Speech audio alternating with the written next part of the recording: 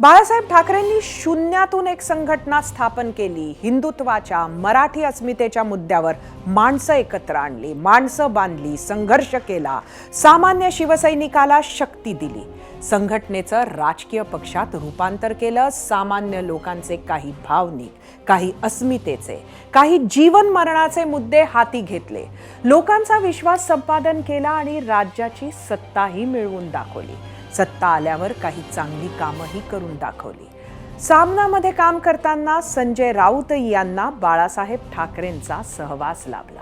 त्यांची काम करण्याची, विचार करण्याची पद्धत संजय राऊत यांना जवळून पाहता आली. त्यांचं राजकारण, त्याचे विविध कंगोरे, त्यातील खाचाखोचा संजय राऊत यांना जवळून अनुभवता आल्या असतील. त्या अनुभवाचा फायदा ते शिवसेनेला, उद्धव ठाकरेंना करून देतील अशी अपेक्षा होती. पण 2019 मध्ये भाजप सोबत निवडून येऊनही त्यांना सोडून काँग्रेस आणि राष्ट्रवादी सोबत जाणं, महाविकास आघाडी सरकार बनवणं, मुख्यमंत्री पद स्वीकारणं, आदित्य ठाकरेंना कॅबिनेट मंत्री करणं ही उद्धव बाळासाहेब ठाकरेंची चूक होती असं शिवसैनिक उघडपणे बोलून सांगत बाहेर पडला.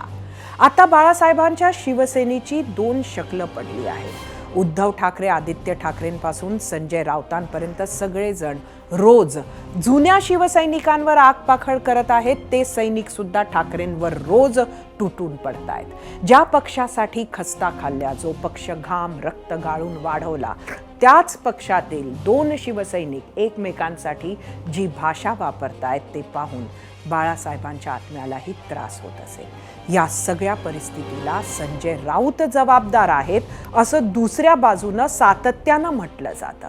नंतर ह्याच संजय राऊतांवर राष्ट्रवादी आणि आता काँग्रेस फोडल्याचे आरोपही केले जात आहेत.